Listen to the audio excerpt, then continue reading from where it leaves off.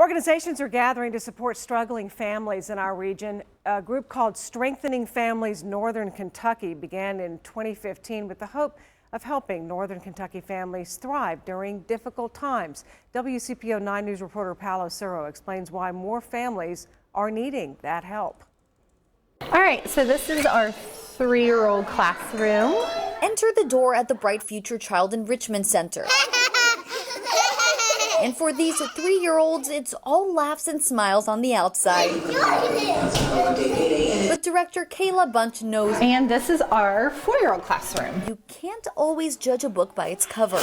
There's so many negative things that are happening in the world, as well as just locally with drugs and alcohol and those types of things, that a lot of families that we deal with are dealing with those situations, and it does come down and affect the children.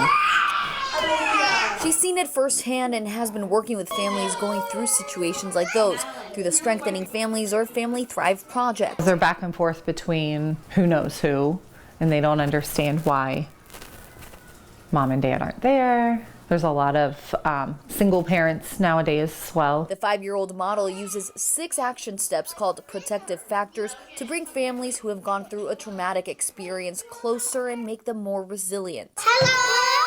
When you have a resilient family that can bounce back from a traumatic event and that's got these supports in place, the percentage of child abuse and neglect goes down because they have these supports. Support from many Northern Kentucky service providers like Bunch's Childcare Center. The staff works closely with families to find everyday actions they can do to become stronger together. My backpack. Building resilient children, they become resilient adults.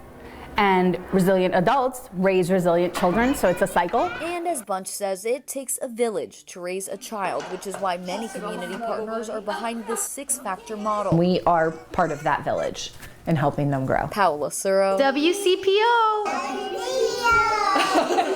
WCPO 9 News. Paolo Suro reporting for us. This Thursday is the Northern Kentucky Strengthening Families Summit.